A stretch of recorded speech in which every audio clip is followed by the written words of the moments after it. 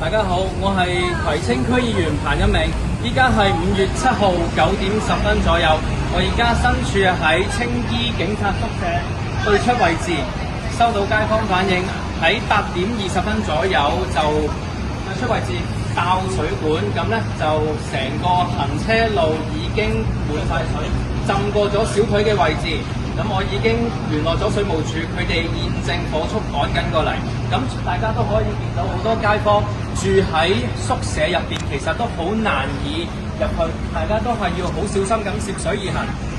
最新嘅情況，